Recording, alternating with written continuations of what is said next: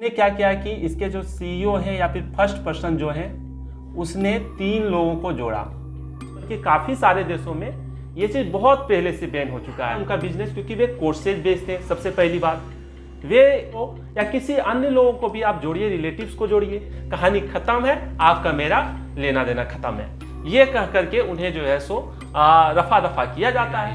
Welcome to another vlog. वैसे तो मैं डेली व्लॉग्स नहीं बनाता हूं, पर आज एक इम्पोर्टेंट टॉपिक पे चर्चा करना था, आप लोगों से बातचीत करने थे, तो मैंने सोचा आज व्लॉग बना ही लेते हैं। तो देखिए कि अभी हम खा पी के रेडी हो चुके हैं और बिल्कुल अब सबसे पहले आपसे मिलते हैं पूर्ण रूप से रेडी होके।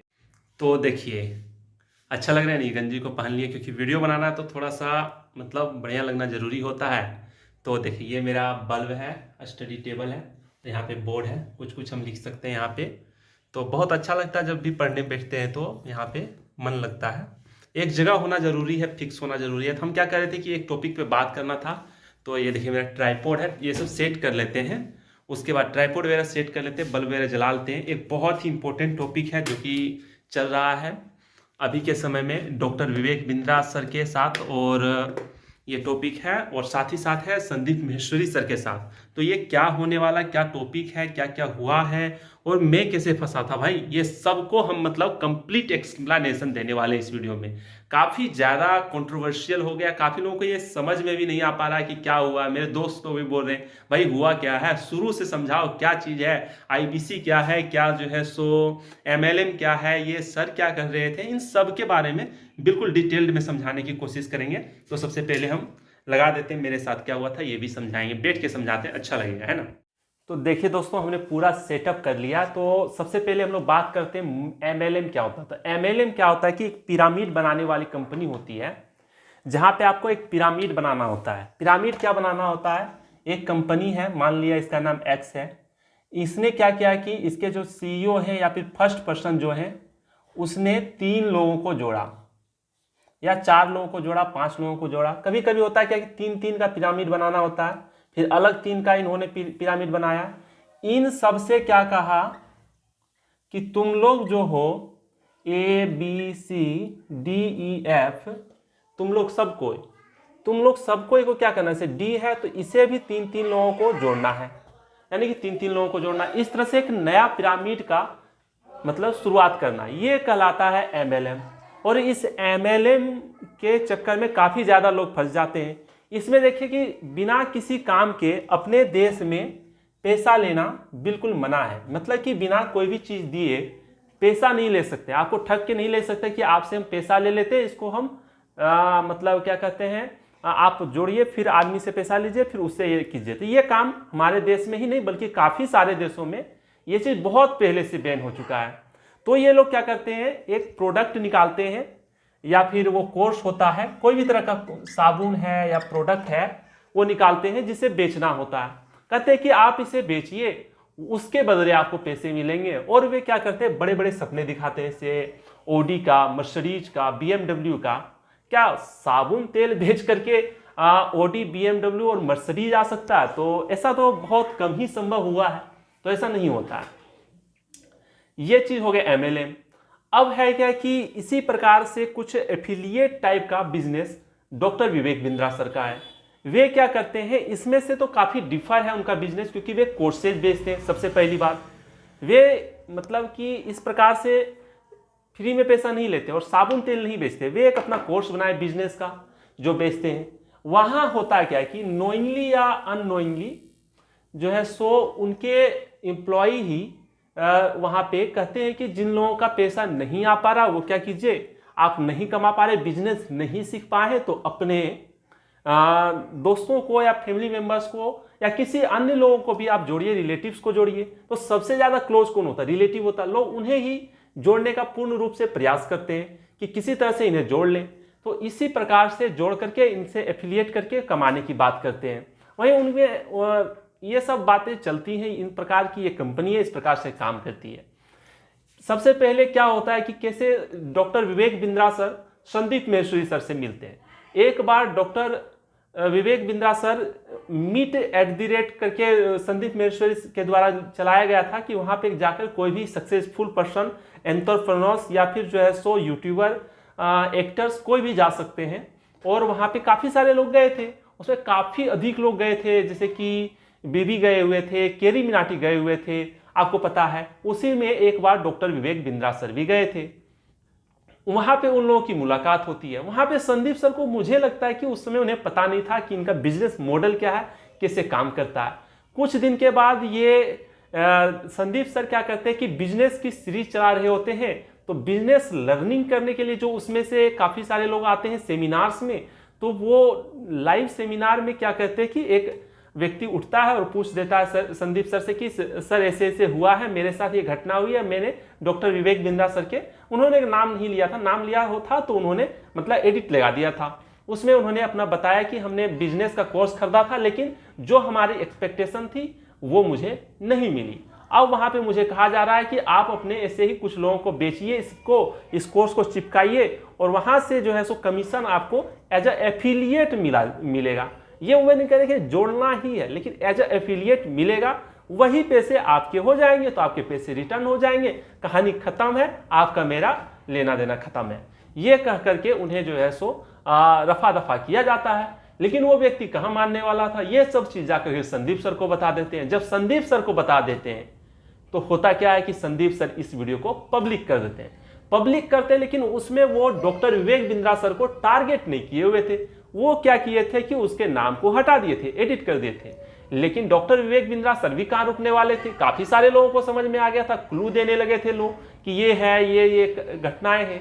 तो वो क्या किए कि संदीप सर के घर में भेज दिए, संदीप सर के घर में भेज दिए अपने कुछ एम्प्लॉय को कि जाकर के संदीप सर से बात करो, या फिर वीडियो उड़वाने की बात कही जाने लगी। जब वीडियो उड़वाने की बात कही जाने लगी तो क्या हुआ, संदीप सर डरने वाले थे? नहीं, उन्होंने फिर से एक कम्युनिटी पोस्ट डाल दिया। मामला धीरे धीरे जाकर क्या हुआ, बिगड़ने लगा। मामला जैसे जैसे बिगड़ने लगा और भी ज्यादा मामला गड़बड़ होने लगा। मामला तो गड़बड़ होना था ही, क्योंकि संदीप सर इतने आसानी से रुकने वाले नहीं थे। उसने दूसरी वीडियो डाल दी, उसमें डायरेक्ट से उसने डॉक्टर विवेक बिंद्रा सर का नाम ले लिया था। उसके बाद स्टॉप स्कैम बिजनेस बनाया, उसके बाद स्टॉप डॉक्टर विवेक बिंद्रा बना दिया। स्टॉप डॉक्टर विवेक बिंद्रा में उसने साफ साफ कहा है कि हो सकता है यह व्यक्ति भागने की कोशिश करेगा, लेकिन इसे रोकना। उससे पहले ही एक बार लाइव आकर के डॉक्टर विवेक बिंद्रा सर ने संदीप माहेश्वरी सर पे कई सारे आरोप लगाए। जैसे कि उसने आरोप लगाया कि आप जो है सो आपका वीडियो पे व्यूज नहीं आ रहा था, इसलिए आपने जो है सो मुझे एक्सपोज किया। ये एक पहला आरोप उसने लगाया। उसने कहा कि मेरे सपोर्ट में भी काफी चीजें बोली गई थी, लेकिन आपने उसे एडिट लगा करके डाल दिया। ये उन्होंने दूसरा आरोप लगाया। उसने वहीं पे तीसरा आरोप यह भी लगा दिया संदीप सर पे कि आप जो है सो अपना बिजनेस का कोर्स बेचना चाहते हैं, इसीलिए जो है सो आप मुझे एक्सपोज कर रहे हैं ताकि आप फेमस हो जाए और आपसे लोग बिजनेस की ट्रेनिंग लें। लेकिन यह नहीं हो पा रहा है, यह भी आरोप लगा दिया। यानी कि काफी सारे जब आरोप पे लगाते हैं तो इन सब का तो ऑब्वियसली रिप्लाई देना बनता है। और संदीप सर ने कहा कि ऐसे लोगों को रोकने की जरूरत है, और वे क्या कर रहे हैं, संदीप सर का कहना था हम अपना एड ऑन कर देंगे और जो रेवेन्यू आएगा उससे लीगल टीम 1-2 करोड़ रुपए जो जमा होंगे उससे लीगल टीम को हायर करेंगे, और फिर जो है सो बढ़िया से ऐसे लोगों पे क्या कहते हैं ली जाएगी, बढ़िया से इन लोगों की खबर ली जाएगी। क्या ली जाएगी? खबर ली जाएगी। तो इन सब की घटनाएं भी लगातार चलती जा रही हैं। वहीं पे जो है सो डॉक्टर विवेक बिंद्रा का सोशल मीडिया के थ्रू कहे या फिर ट्विटर के थ्रू कहे, जिस प्रकार के कोटेशन को वो डाल रहे हैं, इस सब से पता चलता है कि जो है so doctor Vivek Bindra sir का कहना है कि हम भागने वाले तो नहीं है, लेकिन इससे लड़ने वाले और जीत के दिखाने वाले हैं। बाकी इसमें कौन आदमी गलत है कौन आदमी सही है, ये एग्जैक्ट तो कहना सही नहीं है, लेकिन मुझे नहीं लगता है कि कहीं पे किसी को भ्रम हुआ है। ये बिल्कुल सही, बिल्कुल कोई सोची समझी साजिश वाली नहीं है, बिल्कुल ये सटीक चल रही कंट्रोवर्सी है।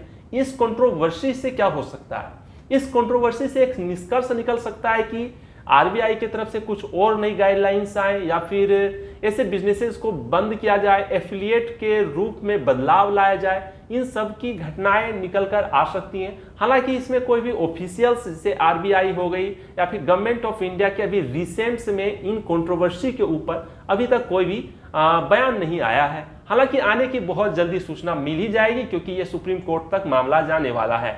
यहाँ इतना आसानी से ये मामला रुकने वाला अब है नहीं, क्योंकि कंट्रोवर्सी दो महाधुरंधर के बीच है। एक तरफ जहां बिजनेस के कोच है तो वहीं दूसरी तरफ मोटिवेशन के गुरु संदीप माहेश्वरी हैं। दोनों में कोई कम नहीं है। ऐसे कंट्रोवर्सी ऐसे आसानी से नहीं रुक सकता।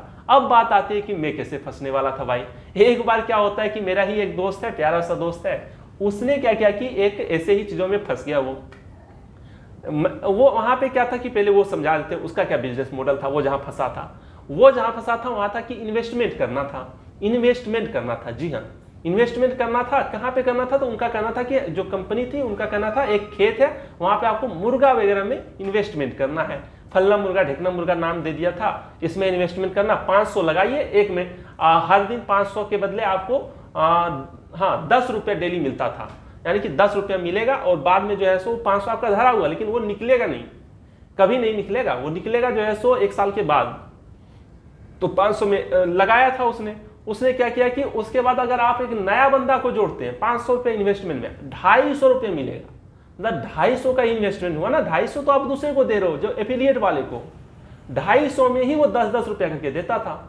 मेरा दोस्त आया, बोला कि यार लगा लो इसको, बहुत बढ़िया चीज है। मैं तो समझ गया भाई ये स्कैम है, लेकिन मैंने उसे खूब समझाया, वो मानने को तैयार नहीं था। ठहरा भाई मेरा दोस्त, मैंने कहा तुम कितना लगाया? 500। बोला फिर लगाएगा? बोला नहीं, अभी तो नहीं लगाने का प्लान है, एफिलिएट से कमाएंगे। बोले बहुत बढ़िया, जो कर रहा करते जाओ, लेकिन हमको मत फंसाओ। लेकिन वो छोड़ेगा भला? नहीं छोड़ा। लास्ट में वो क्या किया, बोला मेरा पैसा लगा लो। मैंने उसका पैसा लगा तो दिया भाई, लेकिन क्या हुआ कि संजोग से जैसा ही मेरे 470 रुपये कुछ हुए थे, 500 खुलने के बाद ही वो निकाला जा सकता था, तो मैंने सोचा 500 खुलेंगे। अगले दिन जैसे निकालने के लिए खोला उसको ऐप को, तो वो निकल ही नहीं रहा। बहुत बड़ी समस्या। तब तक देखा एक व्हाट्सएप ग्रुप था, उसमें एडमिन को लोग गाली दे रहे थे कि क्या कर दिया, कैसे कैसे फंसा दिया। मतलब कि एक बहुत बड़ी समस्या आकर खड़ी हो गई थी। मेरा दोस्त का भी पैसा उसमें 1-2 हज़ार रुपये जमा हो गया था, जैसे कि एफिलिएट वगैरह से। वो निकाला नहीं था, वो आलस में छोड़ दिया, सोचा इन्वेस्टमेंट है बढ़ेगा पैसा, इस चक्कर में वो छोड़ दिया। अब वो निकाला नहीं, अब उसका भी पैसा फंसा हुआ है। उसने और भी दोस्तों से अपना लिया हुआ था, रिलेटिव से लिया हुआ था, अभी तक वो दोस्त उबर नहीं पा रहा इस चीज से। एक बहुत बड़ी घटिया चीज है। इसके बारे में तो कुछ ढंग से मुझे अभी जानकारी नहीं है, लेकिन ये 1 साल पुरानी घटना है। हमने उसे छोड़ दिया। रकम बहुत छोटी थी, 500 ही थी, लेकिन कितने लोगों को 500-500 रुपया करके उन लोगों ने लिया होगा, ये आप सोच सकते हैं। बहुत बड़ी बात है। अगर 100 आदमी को भी फंसाएगा तो 50,000 होगा, और 1,000 आदमी को फंसा दिया तो 5 लाख होगा, और 10,000 आदमी को फंसा दिया तो कितना लाख होगा? समझिए, 50 लाख रुपया होगा। और 1 लाख आदमी को फंसा दिया तो 5 करोड़ रुपया होगा।